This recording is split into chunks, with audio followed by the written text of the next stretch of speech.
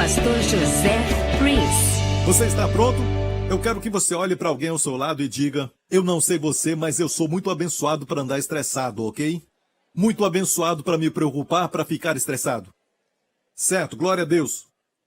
Eu quero falar de algo que Deus falou comigo e Ele me deu uma frase. Mas antes de falar dessa frase, porque essa frase Ele já me deu há algum tempo e eu quis pregar sobre isso, mas Ele não tinha liberado ainda, ok? Eu pensei que ia pregar sobre isso na semana passada, mas acabei falando sobre arrependimento e o seu significado. Quantos foram abençoados com aquele ensinamento? Então hoje eu vou falar sobre isso e falar aquilo que Ele colocou no meu coração. Essa frase que Ele me deu.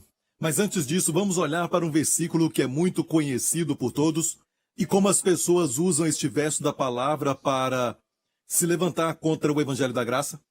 Eles usam essa passagem aqui, Romanos 6:1. Que diremos, pois? Permaneceremos no pecado para que a graça abunde? De modo nenhum. Nós que estamos mortos, tempo presente, já aconteceu, não pode ser repetido, morremos para o pecado. Como viveremos ainda nele? Amém? A resposta não é não faça, mas a resposta é uma impossibilidade. Para nós que morremos para o pecado, ainda vivermos nele. Amém? Você entendeu isso? Certo, mortos para o pecado. Pecado aqui é um substantivo. Quer dizer que você morreu para o estado do pecado. Você talvez pode cair em pecado, mas você não vai viver em pecado. Você não pode viver em pecado. Assim como quando você era um pecador, você fazia algumas coisas boas, mas não mudava o fato de que você era um pecador. Aquela bondade não mudava o seu status. Mas hoje é o oposto. Aleluia! Amém? Você pode até pecar, mas não muda o seu status para com Cristo. Então, como viver em pecado? Como continuar pecando se morremos para o pecado? Amém? Mas perceba que começa com esta declaração.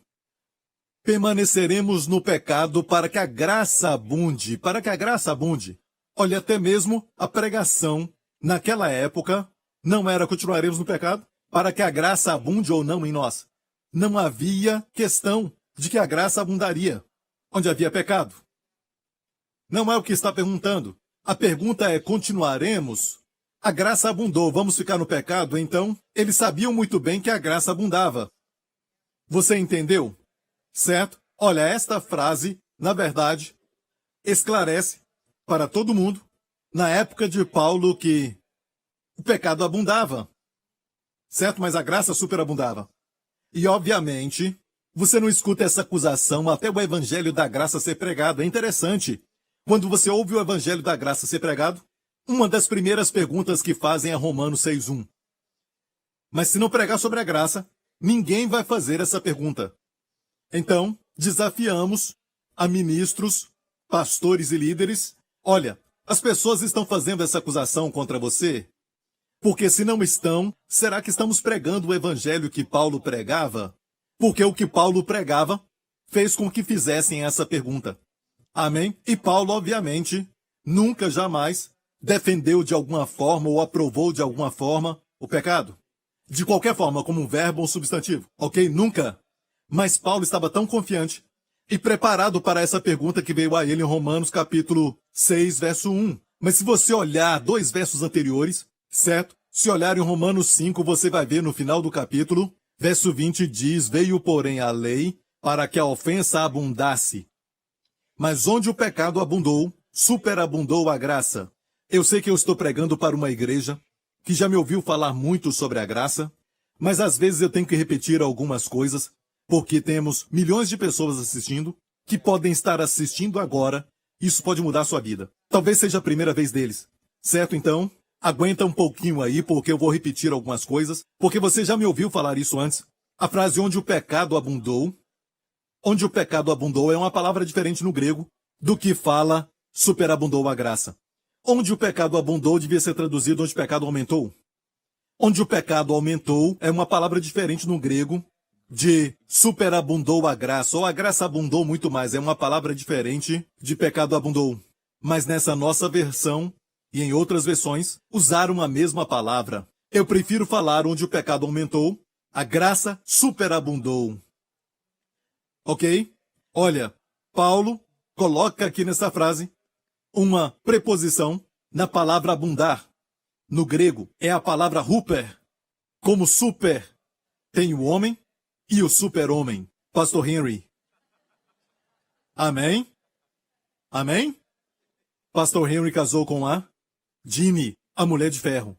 Quando se trata das finanças e tudo mais, na igreja. Amém? Uma boa administradora, amém? Então o pastor Henry é um homem de ferro. Mais ou menos. Quando nós colocamos uma preposição como super na frente do homem, temos super-homem, certo? E a palavra abundar está ali. Perúzio, certo? No grego.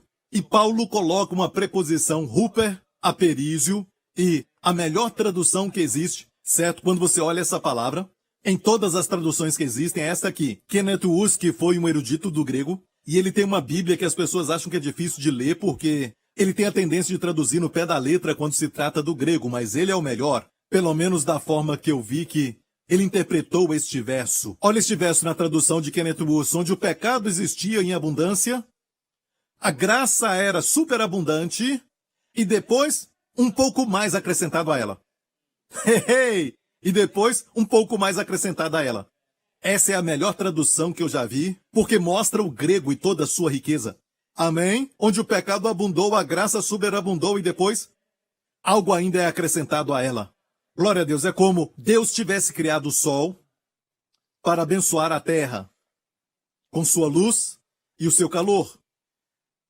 Mas os cientistas sabem que só uma fração da luz e do calor alcançam a terra.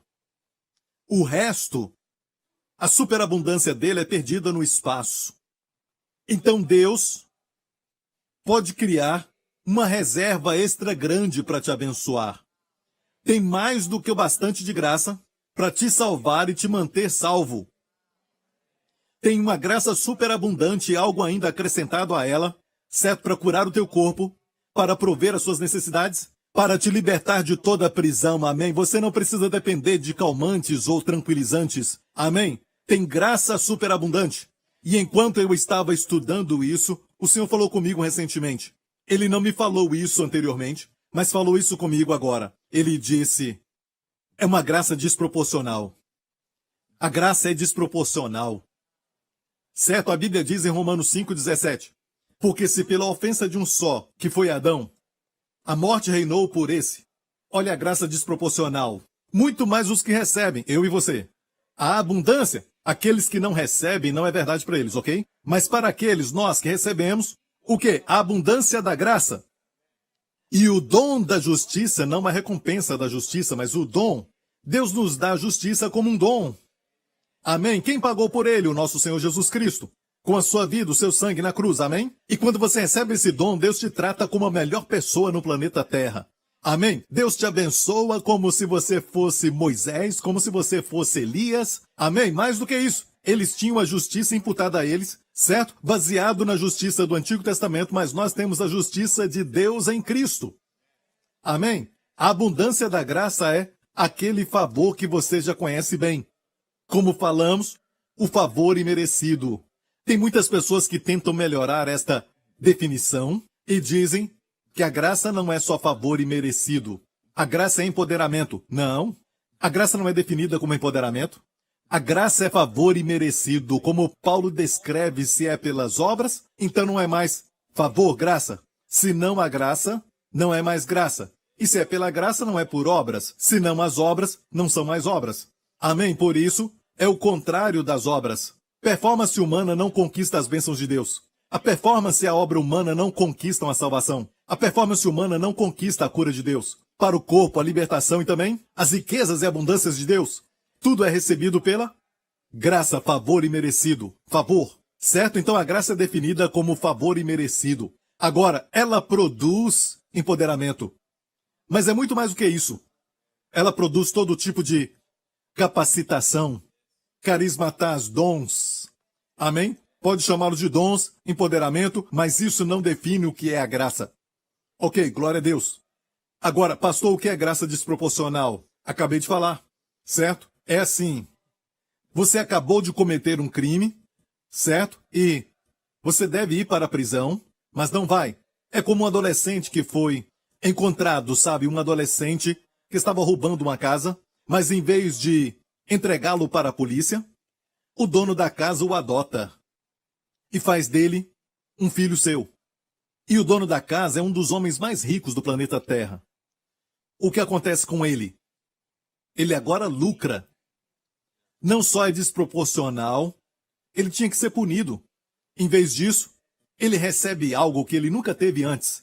É a graça desproporcional. A Bíblia diz que este dom não é como a ofensa em Romanos 5. É interessante porque essa versão diz que o dom não é como a ofensa. Ou seja, não pode compará-los. É como se dissesse: essa bicicleta não é como uma Lamborghini ou uma Ferrari. Não há comparação, você entende? Olha, a ofensa foi de um pecado. Escute bem, um pecado. O pecado de Adão que trouxe a morte. Mas o dom é por causa de muitos pecados que resulta na justiça. É o que diz Romanos 5. É desproporcional. A graça é completamente desproporcional. Deus falou ao meu coração sobre a graça desproporcional. Olha, eu comecei a enxergar tudo diferente. Alguns textos que eu já tinha lido, já tinha pregado sobre eles, mas, igreja, nós, sabe, praticamente, como eu disse antes, Deus pegou todos nós e nos mergulhou no oceano da graça e pensamos que é só isso. Certo? Ele quer nos levar mais fundo. Nos afogarmos no oceano da graça, amém? Então precisamos aprendermos mais e mais até a volta de Jesus, glória a Deus, e eu creio que vai ser em breve. A vinda dele está próxima, amém? E eu creio que a igreja vai chegar lá, e a Bíblia diz que o último inimigo a ser colocado debaixo dos nossos pés, ou de Jesus, a Bíblia diz, às vezes de Jesus, às vezes do nosso, certo? É o mesmo. Somos o corpo de Cristo, o último inimigo vai ser a morte. O último inimigo vai ser a morte. E vamos viver num mundo quando nunca mais vamos morrer. Não vamos mais morrer. A morte é um inimigo para Deus. Deus não queria que o homem envelhecesse, ou tivesse doenças, ou sofresse alguma coisa no seu corpo físico. Deus não queria que o homem morresse. Então, assim como você odeia o pecado, você deve também odiar doenças. Você deve odiar, assim, enfermidades. Você também deve odiar pobreza. E você deve odiar a morte. Porque tudo isso é inimigo de Deus. Certo, Deus não queria que o homem envelhecesse, morresse. Certo, Deus não quer que o homem sofra de pobreza. Amém? E o evangelho é a resposta. Olha, eu não disse que o que a igreja ensina é a resposta. Eu disse que o evangelho é a resposta. Certo? As igrejas ensinam coisas diferentes. Devemos ensinar o evangelho. E por isso eu tento mostrar as escrituras da melhor forma para que você saiba que é o evangelho que Paulo pregava. Aleluia! E não é incrível, igreja, que todos nós, olha para nós, somos todos diferentes. Temos um testemunho de um garoto de 18 anos que tirou nota máxima em todas as matérias, mas pertencia a uma gangue, foi preso algumas vezes, e na sua gangue ele era o melhor de lutas. Você conhece a história? E quando ele estava, então, na delegacia de polícia, Deus começou a falar com ele, mesmo que ele não era um cristão. Certo? E ele abriu o seu coração para Deus, e um amigo levou para a igreja. O resto você sabe a história. Deus pode pegar um membro de gangue e transformá-lo num pastor. Como está em Efésios, é a graça desproporcional. Em Efésios diz: aquele que furtava, não furte mais, fazendo com as mãos o que é bom, para que tenha o que repartir com o que tiver necessidade. Então, de um ladrão para um generoso. É a graça desproporcional. E nós sabemos que não só aqui nessa igreja, onde o evangelho chegou, temos visto coisas incríveis. Certo? Filhos que feriram o coração dos pais se tornarem pessoas que lideram jovens agora. Sabe, tudo isso é algo desproporcional. Deus não só diz não. Os 10 mandamentos só falam não. Não, não, não, não. Não roubarás, não matarás, não adulterarás. Amém? Mas eles não falam o que fazer. Como amar? Nos 10 mandamentos você não vê Deus amou o mundo de tal maneira. Jesus veio e falou isso. A lei foi dada por Moisés, mas a graça e verdade vieram por Jesus Cristo. Amém, igreja? Glória a Deus. E o que Deus quer ver nas pessoas é que elas tenham um pouco mais de apreciação por sua graça, por seu amor para com você. Aquele que agrada mais ao Senhor é aquele que conhece o amor do Senhor por ele. Essa pessoa vive consciente do seu amor e agrada ao Senhor mais. Eu realmente creio nisso. Quer dizer que você crê que Ele te ama. Isso é fé, e sem fé é impossível agradar a Deus. Olha, Deus nos ama de forma igual, mas Ele tem um prazer especial naqueles que creem que Ele os ama. Então, o nosso ministério, pastores e líderes, é, na verdade, falar com as pessoas sobre a imensidão do amor de Deus. É como, por exemplo, a oferta pacífica, ou seja, o sacrifício do cordeiro, que era assado no fogo, uma figura de Jesus na cruz, certo? O fogo do juízo de Deus caiu sobre Jesus por causa dos nossos pecados, ele não conheceu o pecado, mas tomou os nossos. Amém? E agora, o sacerdote pegava o cordeiro e a carne daquele cordeiro, a carne do peito, certo, que fala do amor, ele alimentava o povo. Alimentava o seu povo, os filhos e as filhas dos levitas, dos sacerdotes, comiam do peito da oferta pacífica. E eu acho que esse é o nosso trabalho como pastores. As pessoas vêm, ou você está aconselhando alguém, um amigo, pega um pedaço da carne, amém, o amor de Jesus e dá a eles. E você vai ter um lindo ministério. Certo? Falar somente sobre regras e regulamentos não vai ajudar ninguém. Amém, igreja? Agora pense nisso. O leproso, uma figura do pecado. Certo? Nada era pior na época do Antigo Testamento do que uma pessoa com lepra. Eram afastadas. Certo? Tinha leis e regulamentos sobre eles. Eles não podiam ter contato com ninguém. Certo? Não podiam nem ir para casa. Abraçar os filhos, amar a esposa, eles não podiam. Certo? E o que acontecia com o leproso em Levítico 14? Vemos algo sobre o leproso. Depois falou o Senhor a Moisés dizendo, lembre-se disso, quando Deus falava, ele sempre pensava no seu bendito filho. Quando Deus falava, ele sempre pensava no seu filho Jesus. Sabe, quando Deus criou os mundos, ok? Está em um capítulo, Gênesis capítulo 1. 10 vezes a Bíblia diz, disse Deus, disse Deus. Disse Deus, a terra produza ervas, e assim foi. Disse Deus, 10 vezes. Isso só em um capítulo. Certo? Criação. Quando se fala da redenção, salvar o homem do pecado, certo? Escreveu 7 capítulos. Em Êxodo, Moisés subiu, e Deus falou do tabernáculo, tudo sobre a redenção. Sobre o seu filho. Deus mostrou figuras do seu filho. É como se Deus abrisse o álbum de família e Deus falasse, olhe para o meu filho, olha o que ele fez aqui, aqui. Aqui ele é oferta pelo pecado e aqui ele é oferta pela transgressão. Olha isso. Olha para Jesus, certo? Aqui ele é o sumo sacerdote. Amém? E se compreendermos isso, vamos caminhar com Deus. E Deus é muito forte para com aqueles que, como por exemplo Nadab e Abiú, filhos do sacerdote, que estavam bêbados. E levaram fogo estranho para o tabernáculo e morreram. Por quê? Porque Deus falou que não deve ter outro fogo a não ser o fogo da cruz, onde o filho foi consumido, certo? Por seus pecados e meus. Deus disse, isso deve ser honrado para sempre. Se você tentar trazer outro fogo, além da cruz, Deus diz, vai ter morte no ministério. Ok, isso está no Antigo Testamento, eles morreram com um fogo. Foram tostados. Amém?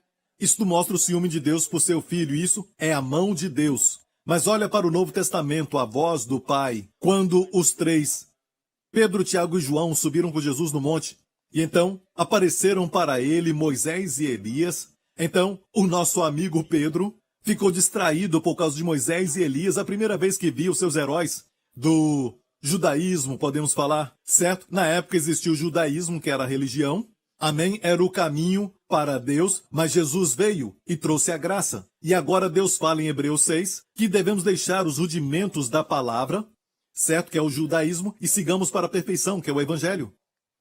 Amém? Se alguém retroceder, não há lugar mais para arrependimento.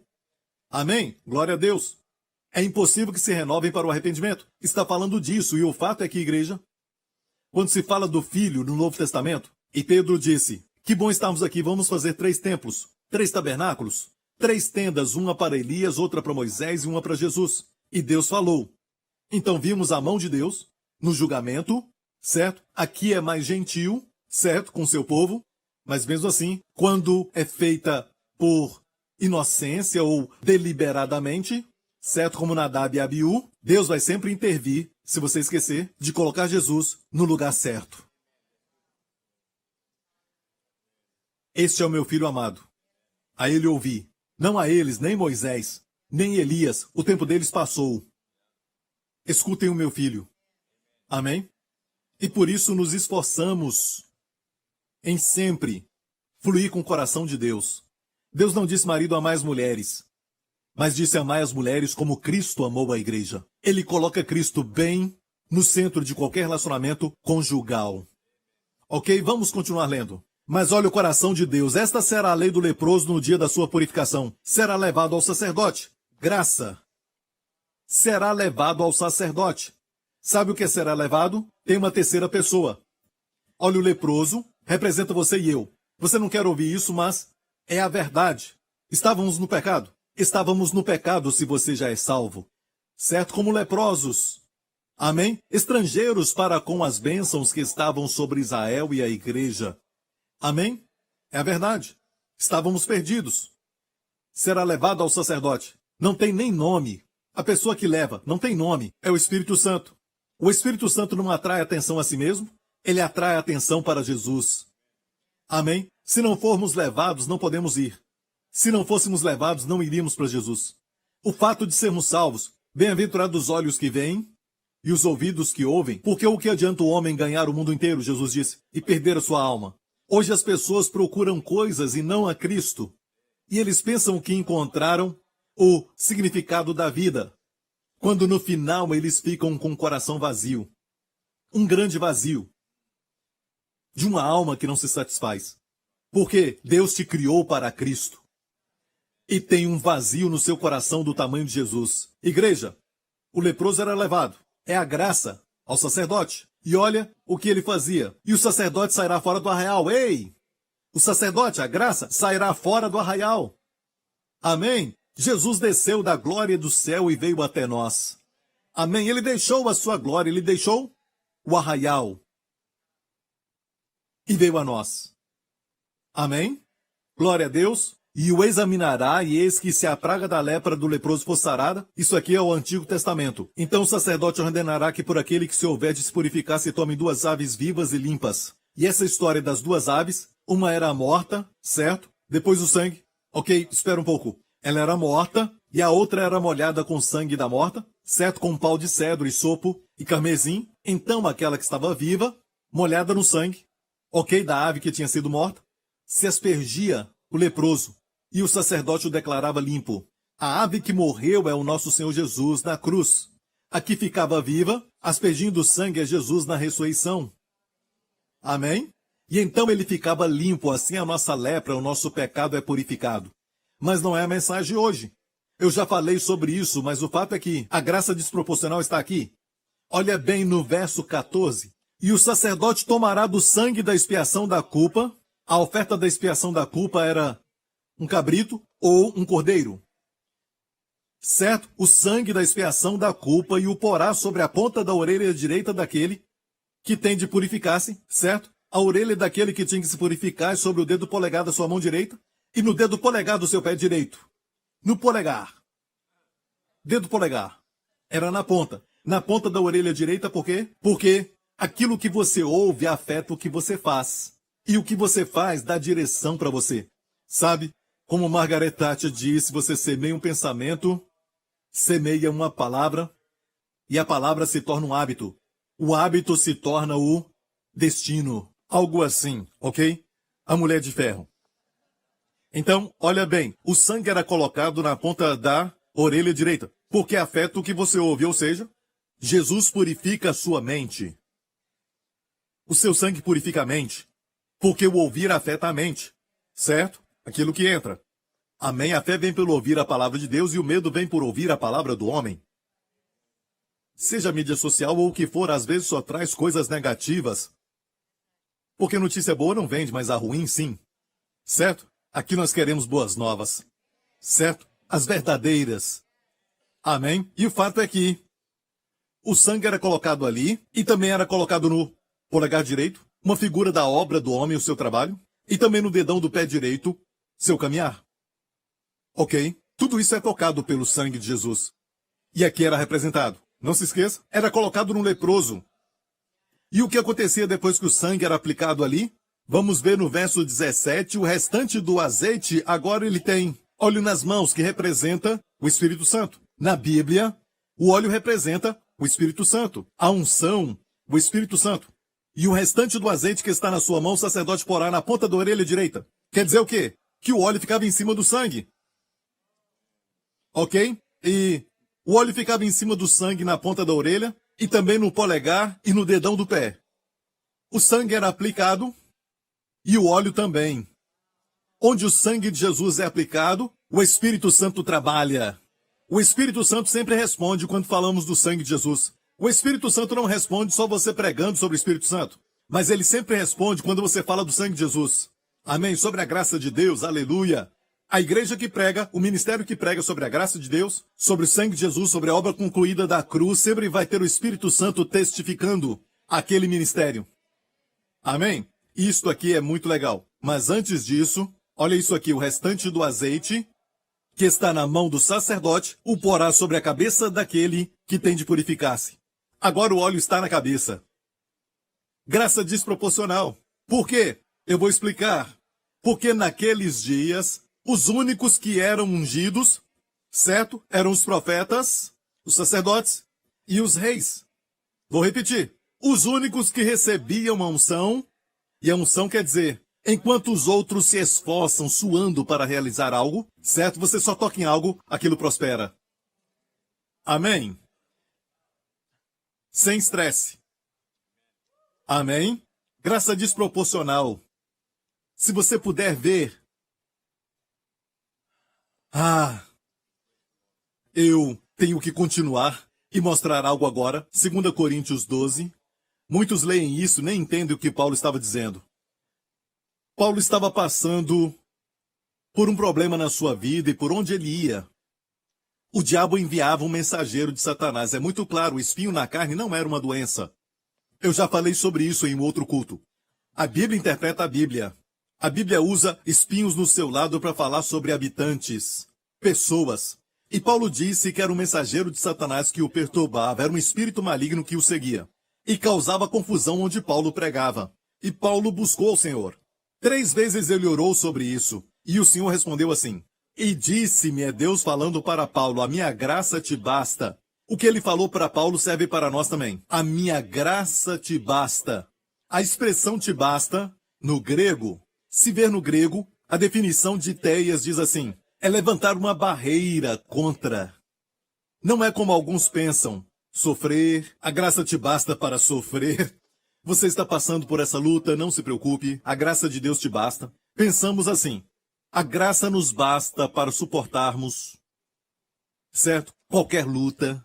A graça de Deus te basta. Não se preocupe com esse problema financeiro. A graça de Deus te basta. Mas a expressão te basta, certo? Teia, um erudito, ele falou que era levantar uma barreira para espantar, para defender. Ou seja, Deus falou que a graça é uma defesa contra tudo.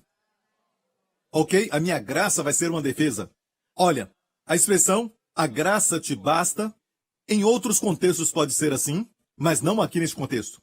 Ok? A ideia de suficiente está ali, eu não estou falando que não está, mas olha a definição de Teias. Certo? É levantar uma barreira, uma defesa contra tudo isso. E ele diz, porque o meu poder se aperfeiçoa na fraqueza. E aperfeiçoar aqui é estar completo. Vou explicar. Se eu sou café, certo? E o café diz, eu me aperfeiçoo numa xícara vazia. Eu não posso me aperfeiçoar em uma xícara de chá. Você entendeu? Se a xícara está cheia, eu não posso completá-la. Você entendeu? Ou seja, você tem que dar para Deus esse vazio, certo? E este vazio são as coisas negativas da vida. Onde há doença, onde há fraqueza, o que é isso? Não tem saúde, certo? Está doente, sem saúde, ficou sem saúde. Onde existe qualquer tipo de sofrimento, isso é o que? Vazio da graça de Deus naquela área. Ok? Escute muito bem. Deus disse o meu poder, e poder aqui no grego é dunamis, de onde vem a palavra dinamite. Poder. Poder de Deus. O meu poder se completa na sua fraqueza. Então, isso vai trazer uma revolução da graça desproporcional. Uau! Isso é o quê? Eu devia me alegrar com as minhas fraquezas. Não, a igreja não crê nisso. Eu disse eu devia me alegrar com as minhas fraquezas. Mas não. Nos alegramos com as nossas forças, escondemos as nossas fraquezas, não queremos que ninguém veja. Muito menos nos alegrar nelas. Mas, pastor, você está falando de nos alegrarmos disso? Vamos continuar lendo. De boa vontade, pois, me gloriarei nas minhas enfermidades ou fraquezas, para que em mim habite o poder de Cristo. E o poder de Cristo aqui é a dinamite de Cristo, o poder de fazer milagres. Habite, a palavra habite aqui no grego, é construir uma tenda sobre. O poder de Cristo vai fazer uma tenda sobre você. Quando? Quando você se gloriar nas fraquezas. Não diz que acontece com todo crente. Não diz que acontece com toda pessoa. Nas ruas, lógico, não quer dizer que aplica a eles, mas para quem é salvo. E também não é para todos. Paulo teve que ter essa revelação para que o poder de Cristo estivesse sobre ele. Certo? Tem que fazer o quê? Por isso sinto prazer, ou seja, quantos podem se alegrar? Me gloriarei no quê? Nas minhas forças? Minha inteligência?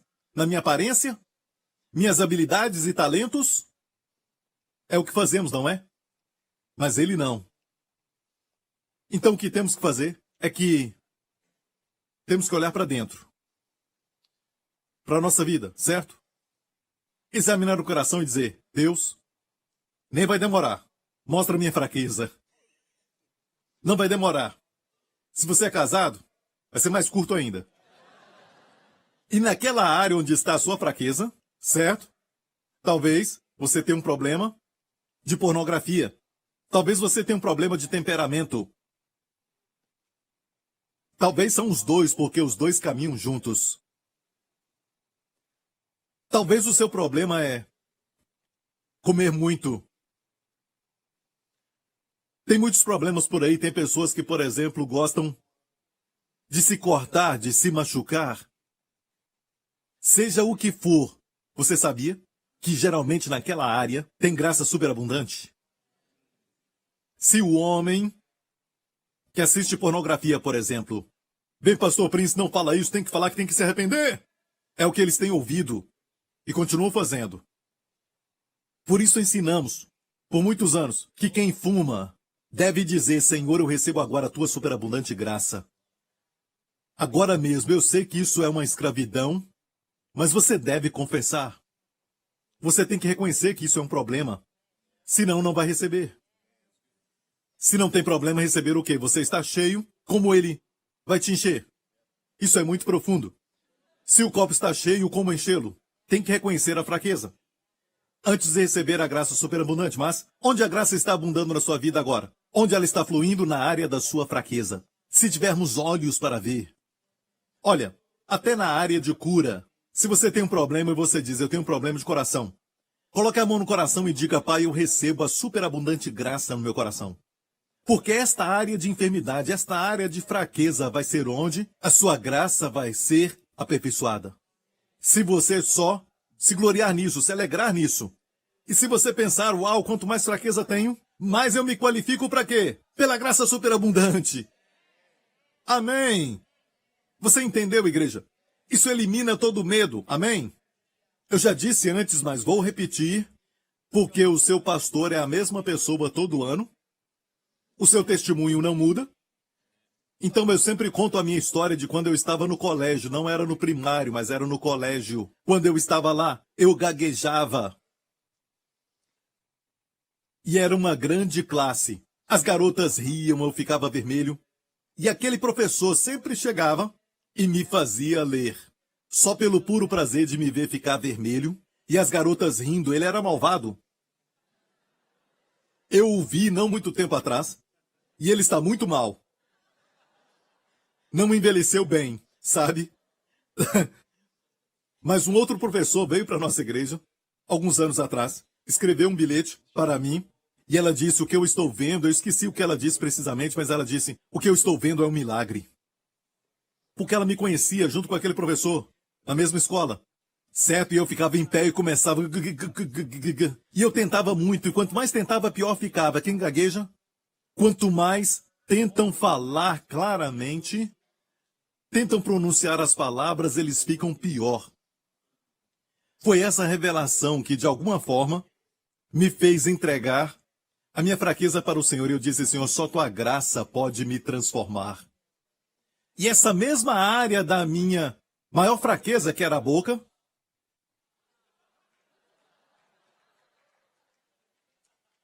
pela graça desproporcional, hoje eu estou usando muito a minha boca. Eu não estou falando de comer comida, estou falando... Amém? E vidas, milhões abençoados no mundo inteiro.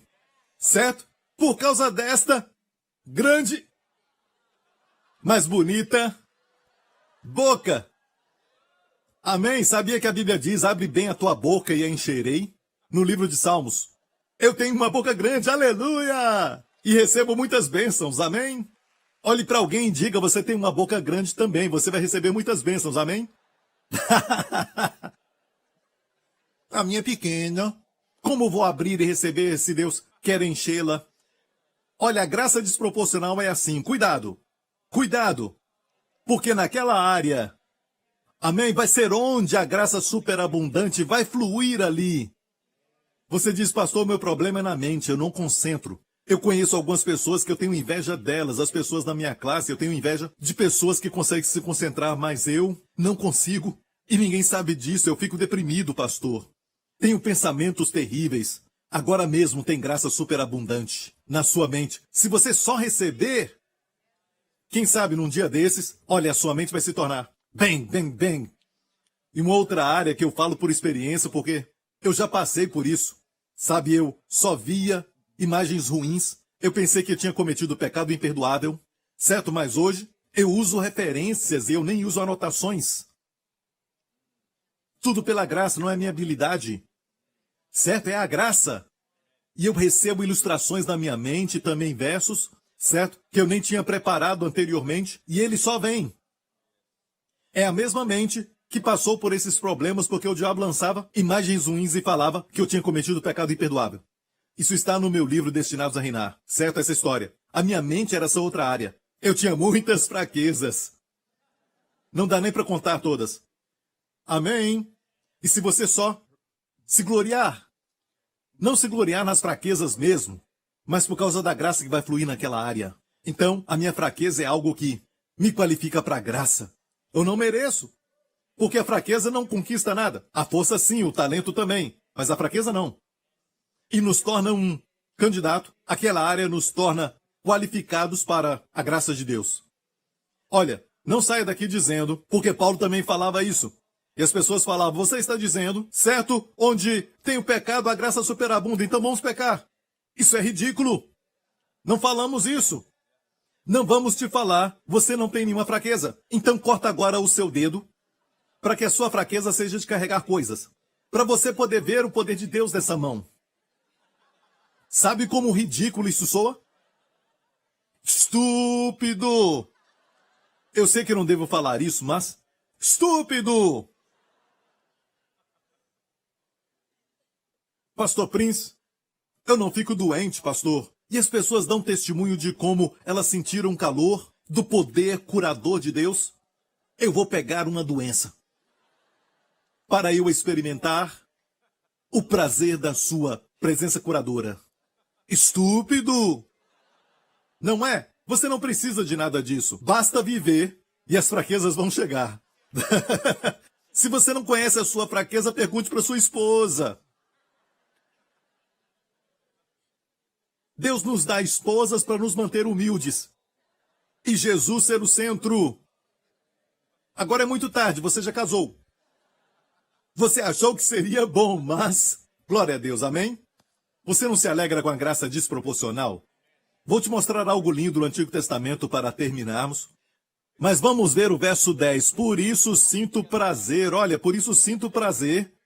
Sinta prazer, ok? Isso é muito sério. Olha, isso aqui é muito, muito sério. Quem não é espiritual vai ler isso e dizer, esse cara é masoquista. Não é. É a sabedoria de Deus. Vamos ler. Por isso sinto prazer nas fraquezas, nas injúrias, nas necessidades, nas perseguições, nas angústias, por amor de quem? Por amor de Cristo. Porque quando estou fraco, então sou forte. Quando você é forte? Então você é forte. Mas a ideia é o quê? Deus quer nos ver fortes. Mas quando você é forte? Quando você está fraco. E o que acontece quando você está fraco? O poder de Deus se aperfeiçoa. Isso atrai a graça de Deus para essa área da fraqueza. Olha, hoje no mundo, especialmente para aqueles que têm problemas financeiros e tudo mais, está aqui necessidades. Tem 5 coisas aqui. E 5 é o número da graça. Certo? 5 coisas aqui. Temos fraquezas, temos injúrias. Quem passou por injúria? Na escola, no trabalho ou em casa, na família, porque você é um crente. Certo? Se alegre. Olha bem o que Jesus disse. Que quem te persegue por amor do seu nome, se regozije. Porque grande é o seu galardão no céu. Olha bem, não é que você só vai receber no céu. Grande é o seu galardão no céu, quer dizer que o céu vai providenciar para você um galardão. Então todos nós vamos ser perseguidos. Vão nos chamar de santarrões e vamos dizer, você está certo. Eu sou um santo porque Deus é santo. Amém? Ser chamado de santo não é algo ruim, ok? Hoje, ninguém sabe o que é ser santo. Santo quer dizer saudável, completo, integrado. Sabe, no nosso dicionário tem uma palavra para saudável. São, S-A-O com tio. E a palavra são também é para santo, saudável. Quando você diz santo, S-A-N-T-O, é da mesma palavra de são, completo. Amém? Mas na Bíblia, santo é ser separado para Deus. Ou seja, o que você dá para Deus se torna santo. Amém? Aquele barco de Pedro, você sabe, ele pescou a noite toda e não pegou nada. Quando ele deu o barco para Jesus, para que ele pregasse, foi quando Jesus estava cercado pela multidão e ele olhou e ali estava o mar da Galileia. Você quer voltar a Israel? E ele subiu no barco de Pedro e você sabe que quando ele faz isso, ele está te elogiando. Ele está te preparando para algo grande. Grande bênção. O mesmo barco que ficou no lago a noite toda e não pegou nada. O mesmo barco. Depois que Jesus entrou, você vai ver as redes rompendo de tantos peixes que pegaram. Algo aconteceu com o barco. Ele ficou magnético. Agora recebeu a prosperidade de Deus. Jesus subiu nele. Glória a Deus. Então olha para essas 5 áreas. Tem alguma fraqueza na sua vida? Você tem? Pastor, eu tenho que pensar. Senhor, quão difícil é ser humilde, quando tem perfeição em todas as áreas. Quem me conhece me ama. Eu fico mais bonito a cada dia. Você conhece essa canção? Tem uma canção assim. Você tem fraquezas? Você passa por injúrias de pessoas? Pessoas falam mal de você? E necessidades? Sofre perseguição? Você passa por angústias? Você é angustiado? Isso foi bem alto. Tem alguém aqui muito angustiado. Quando estou fraco, então sou forte. Amém? Então olha para essas áreas, igreja. Olha para essas áreas onde os negativos estão. O poder de Deus chega ali. E quando o poder de Deus chega, pum! Explosão. Amém? Mas em vez disso, cobrimos as nossas fraquezas. Amém? Nós sempre estamos mostrando o nosso melhor lado. E a verdade é que, onde a graça está, a graça é atraída pela fraqueza e depois ela superabunda. Se tão somente reconhecermos isso, abraçarmos isso, crermos nisso, cantarmos sobre isso, falarmos disso, focarmos nisso. E então, glória a Deus, aquela área vai ser aperfeiçoada. Porque aquela graça vai ser uma defesa contra este problema, contra esta fraqueza. Amém? Alguns estão piscando, pensando, não é? Comece com o prazer. Não estou falando que tem que ser assim como o apóstolo Paulo, que foi muito além. Certo? Vamos começar com alegria. Pastor, eu sou solteiro. Como me alegrar? Então, é uma necessidade. Abrace a graça superabundante e diga, Pai, eu me alegro agora, porque eu tenho essa necessidade. A tua graça superabundante está sempre presente comigo, para esta área. E olha isso, se você aceitar isso porque é superabundante, você não vai ter alguém normal. Ah, eu disse o quê? Superabundante. Você vai ter uma pessoa que vai ser melhor do que um, mas eu pensei melhor, porque isso é ruim. Eu não posso falar isso, sabe?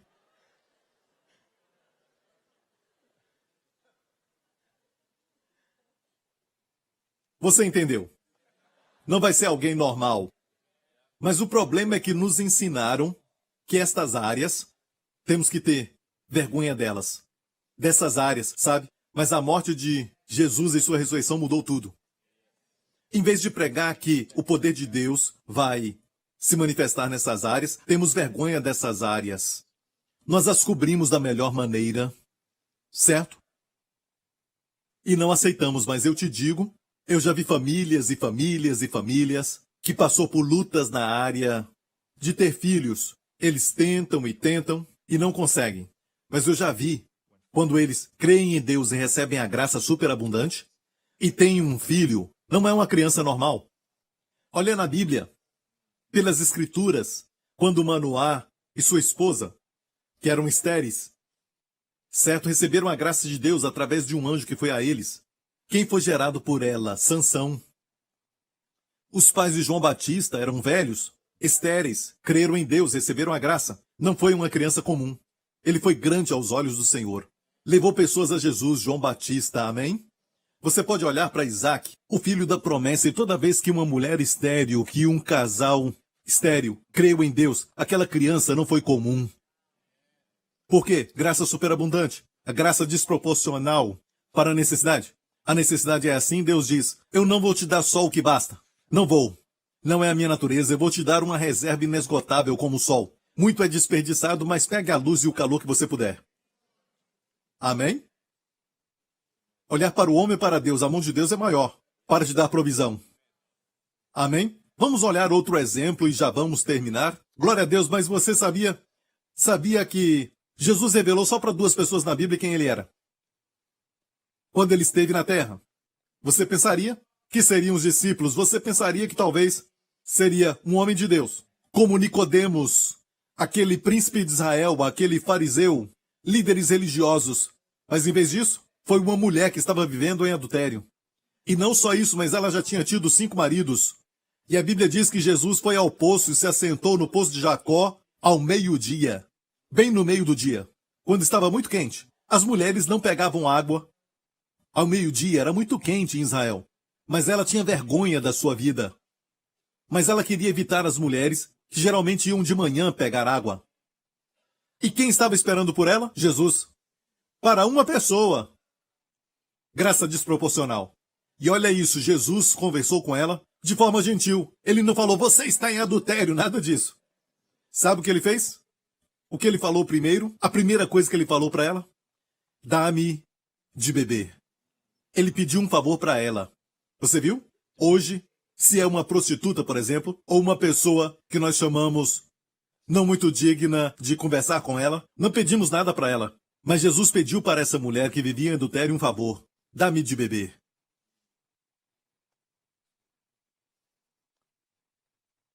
E, enquanto falava com ela, por causa do tempo, ele disse assim, a mulher disse-lhe, eu sei que o Messias, que se chama o Cristo, vem. Quando ele vier, nos anunciará tudo. Jesus disse-lhe, eu sou, eu que falo contigo, eu sou. E olha bem, no original, ele não fala justamente isso. Olha bem que esse texto que está aqui não está no original. Foi colocado pelos tradutores para ajudar, mas às vezes atrapalha. O que Jesus disse foi isso. Ela disse, quando o Messias vier, o ungido, quando ele vier, ele vai nos mostrar tudo. Jesus disse, mulher, eu o que falo contigo, eu sou. Eu o que falo contigo, sou. Foi um afirmativo. Sou, eu sou. Lembra de Deus, na sarça ardente? Moisés perguntou para ele. Quando o povo de Israel perguntar, quem te enviou? Qual o teu nome, Senhor, para que eu fale para eles? Deus disse, eu sou o que sou. É um cheque em branco. Se você está doente, eu sou o que cura. Eu sou a tua cura. Amém? Se você é pobre, sem recursos, eu sou o teu banco.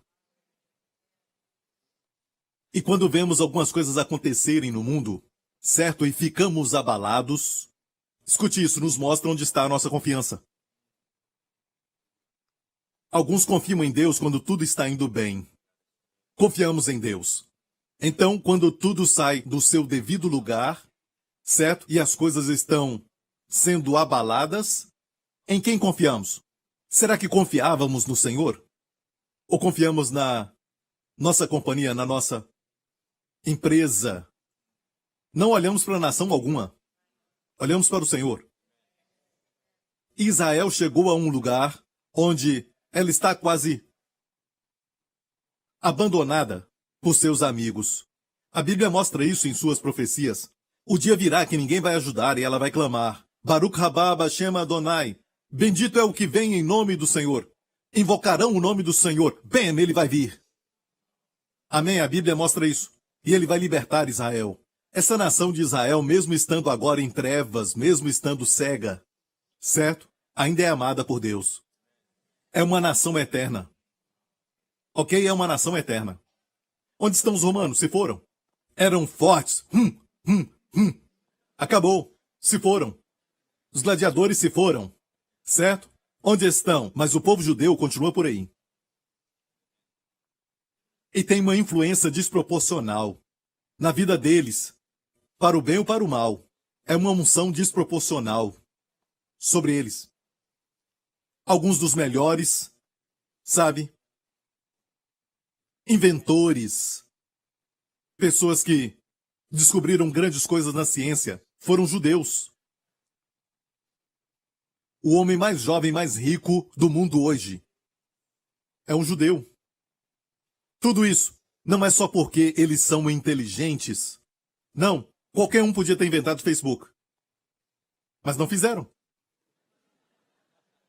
Deus deu essa graça desproporcional para o seu povo. E tem uma razão para isso. E por isso Satanás os odeia tanto. Foram instrumentos para mostrar essa graça desproporcional e inventarem vacinas, como a poliomielite, certo? E muitas outras. Temos uma dívida para com eles, porque, escute isso, ok? Quando Deus olha para a terra, ele só vê 3 grupos de pessoas: judeus, gentios e a igreja. Judeus, gentios. Você é chinês, americano, você é gentio. Certo? Se você não é judeu, você é gentio. Então é judeu, gentio e a igreja. E a igreja é feita de quê? Judeus e gentios salvos. Tem uma identidade especial com Deus. A igreja. Glória a Deus. Glória a Deus. Olha, vamos ver um texto agora que está em Josué, capítulo 20. Falou mais o Senhor a Josué dizendo: fala aos filhos de Israel dizendo: apartai para vós as cidades de refúgio, certo? De que vos falei pelo ministério de Moisés, para que fuja para ali o homicida que matar alguma pessoa por engano, ou seja, foi um acidente, não um homicídio culposo, não foi a intenção matar, certo? Mas um acidente, certo? Foi sem querer, ou por acidente, como por exemplo, está cortando árvore, o machado escapa, e então mata uma pessoa por perto. Bem, Deus então estabeleceu uma provisão naquela época, sob a lei. Não estamos mais sob a lei, mas tinha essa provisão para esse tipo de coisa. Deus falou para Israel, quando entrar na terra, para escolher 6, diga 6, 6 cidades de refúgio para esse tipo de crime. Alguém matava, mas não era por querer, era só um acidente, um homicídio, certo? Alguém morria, era homicídio, mas não era culposo. Eles tinham que fazer isso para que fuja para ali o homicida que matar alguma pessoa por engano e não com intenção, para que vocês sirvam de refúgio contra o vingador do sangue. Naqueles dias, uma pessoa que era parente da pessoa que tinha morrido tinha o direito de vingar. Seja qual for a razão, até mesmo por acidente, aquela pessoa se tornava então o vingador do sangue e ia atrás do culpado. E representa o quê? O diabo. Certo? Quando ele se tornava o vingador do sangue, ele se vingava. Ok? E o que acontecia? Vamos ler. E fugindo para alguma daquelas cidades, eram 6 cidades, porciar a porta dela, e exporá sua causa aos ouvidos dos anciãos da tal cidade, então tomarão consigo na cidade e lhe darão lugar, para que habite com eles. E se o vingador do sangue o seguir, não entregarão na sua mão o homicida, porquanto não feriu a seu próximo com intenção e não o odiou antes. Então olha isso, ele habitaria naquela cidade. A cidade dos sacerdotes, porque aquelas cidades eram governadas pelos sacerdotes, ok?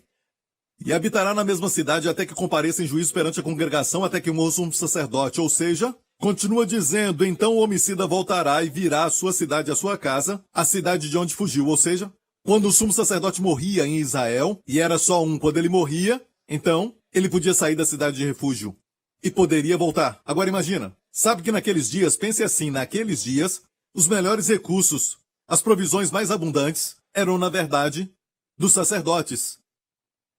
Os sacerdotes eram saudáveis. Se você olhar as condições para ser sacerdote, não podia ter pinta, não podia ter uma mancha no corpo, não podia ser encurvado, era muito requisito. Então os sacerdotes eram saudáveis.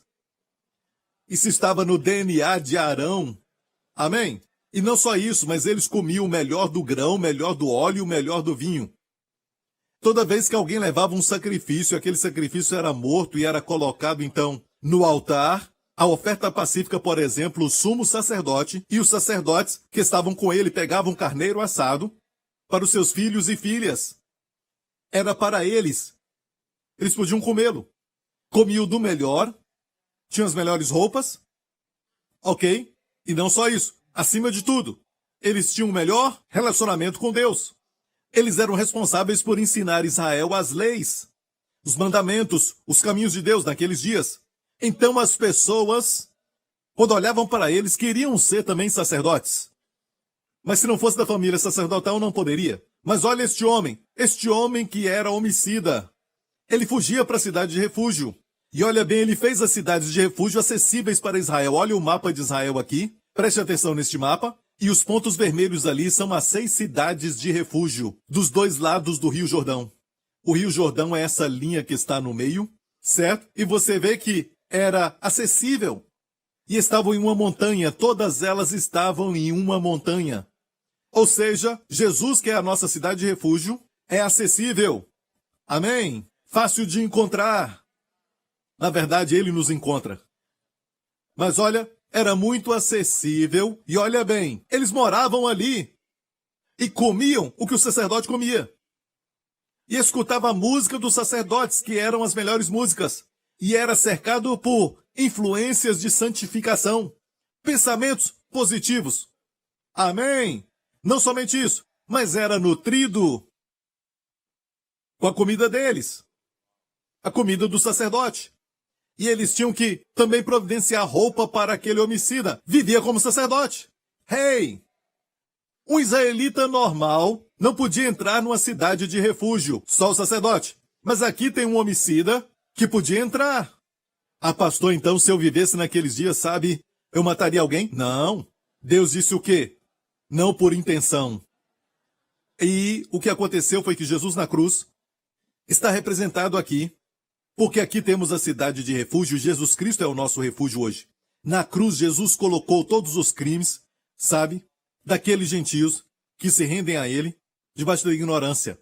Na cruz ele disse, Pai, perdoa-lhes, porque não sabem o que fazem. Assim ele os perdoou e colocou todos eles debaixo da ignorância. E no dia de Pentecostes, quando Pedro pregava, ele disse para os judeus, vocês mataram o príncipe Davi, a quem Deus ressuscitou, e Deus o fez governar sobre toda a casa de Israel. Eles ficaram com medo, mas Pedro falou assim, eu sei que fizeram por ignorância.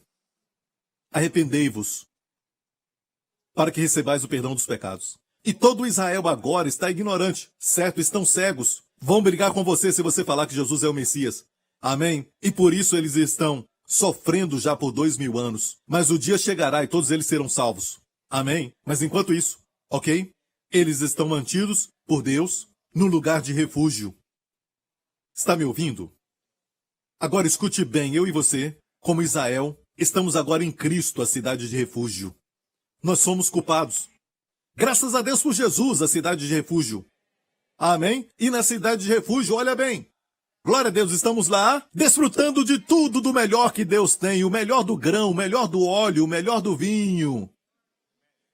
Mas quando o sacerdote morria, tinha que sair da cidade e voltar para aquela vida miserável. Mas não. Por isso o tipo nunca se compara com aquilo que é a substância. Jesus Cristo vive pelo poder da vida eterna. E porque ele vive para sempre, igreja, vamos estar com ele para sempre. Aleluia! Amém? Agora, para terminar, quero te mostrar um vídeo que é muito curto. Então, olha isso, assista. Demorou alguns anos, porque eu sonhei muito em ver isso que você vai ver no vídeo. Isso aqui é um vídeo computadorizado, que está há tempos no meu coração. Eu queria tanto isso, certo? E porque eu não tinha isso, eu tenho usado ilustrações fisicamente.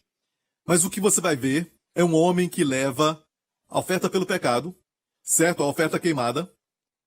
ou a pacífica, qualquer uma delas, ao templo, ok? Ele traz a oferta porque ele pecou. E o sacerdote examina o cordeiro. Você se alegra que Deus não te examina, mas examina o cordeiro? Amém? Depende do cordeiro, não depende de você. É óbvio porque você foi lá. Ele examina e depois impõe as mãos sobre o cordeiro. Você vai ver isso agora. O pecado do homem é transferido para o cordeiro. Depois a justiça do cordeiro é transferida para o homem. Foi o que aconteceu na cruz. Nossos pecados foram transferidos a ele, ele morreu por isso, e a sua justiça foi transferida a nós. Amém? Deus o tratou como nós e nos trata como ele. Hoje. E o cordeiro morria. E olha isso, você vai vê-lo indo embora com as bênçãos de Deus sobre ele. O ofertante vai embora com algo que ele não tinha. A justiça do cordeiro. Então agora, assista.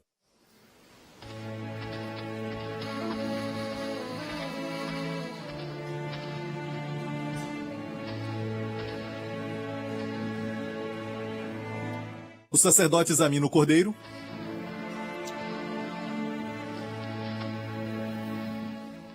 Procura defeito, manchas. Agora ele aprovou. O ofertante coloca suas mãos. Uma figura de Jesus, o Cordeiro de Deus que tira o pecado do mundo.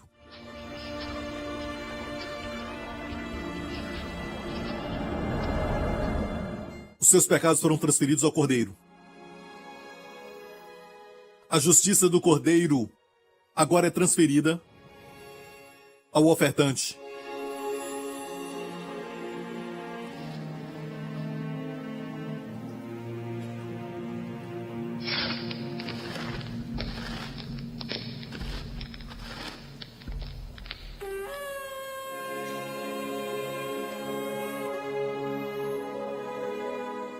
E ele vai embora com algo que ele não tinha. O favor, as bênçãos e a graça de Deus. Brilhando sobre ele, amém? Glória a Deus, aleluia! Amém! E este vídeo aqui foi feito pelo Patrick e toda a sua equipe. Então, glória a Deus por essas pessoas ungidas, amém? E eu estou preparando algo mais que eu vou estar pregando sobre Jesus na cruz, sabe? Isso vai ser algo poderoso para o mundo inteiro, mas esse vídeo vai abençoar multidões. Amém?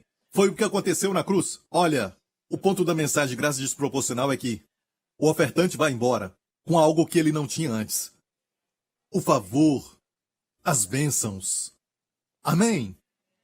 Eu quero que você vá para casa hoje, ok? Com uma luz brilhando em você.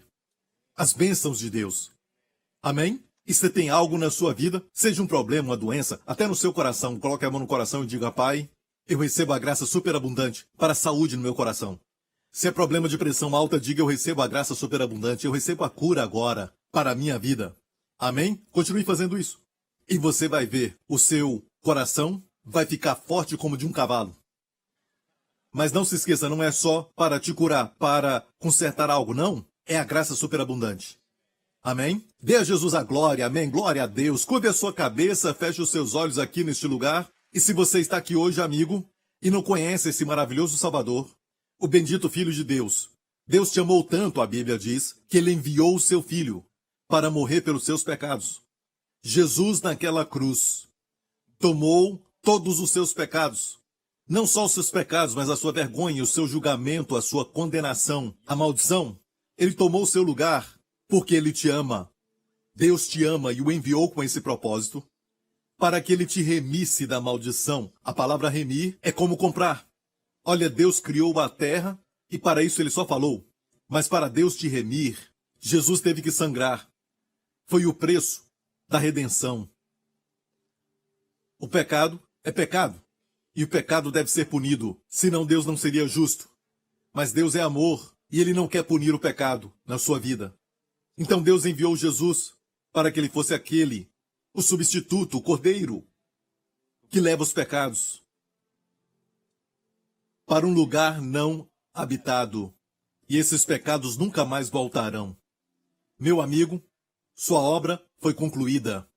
Sua obra foi total. A obra foi concluída. Você quer aceitar a obra concluída? Deus não te pede para fazer algo. Deus está te convidando para crer e receber o que Cristo fez.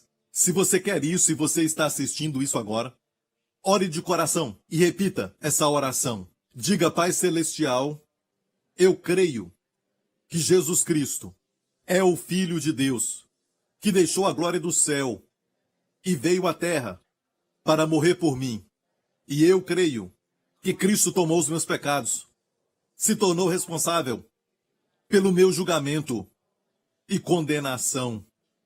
Ele morreu, foi sepultado e ressuscitou dos mortos, como uma declaração de que o pecado e a morte foram derrotados e os meus pecados foram perdoados. Jesus Cristo é o meu Senhor e Salvador, agora e para sempre. Obrigado, Pai, em nome de Jesus. E toda a igreja diga: amém, amém, glória a Deus, aleluia. If you have just prayed the prayer to receive Jesus Christ as your Lord and Savior, we want to welcome you to a new life filled with the goodness and abundant grace of Jesus. To help you begin this journey, we would like to bless you with an ebook titled The One Thing, 31-Day Devotional by Pastor Joseph Prince. Receive daily bite-sized inspirations of the favor, healing, and provision that God has for you. Simply log on to josephprince.org/salvation and download your free copy today. Get ready to experience the amazing love of God. This month, as a thank you for your gift of support to our ministry, receive Joseph's brand new 4-CD album, Positioned to Receive Your Miracle. Discover how you can tap into God's constant supply of blessings and receive the breakthrough you need. Do you know God is constantly supplying the Holy Spirit to you? Which means God is constantly supplying the Spirit and God is constantly working miracles. And for a specific gift, you will also receive the How to Pray and See Results 3-DVD album and a prayer journal. Discover Bible truths and practical keys to help you pray effective and powerful prayers in faith. When we pray, it's not to soothe. We pray to bring heaven down to earth. Ask in my name, and you shall receive. Whatever you ask the Father in my name, you will receive. Request these faith-building resources today. Call us toll-free at 877-901-4300 or visit us at josephprince.org.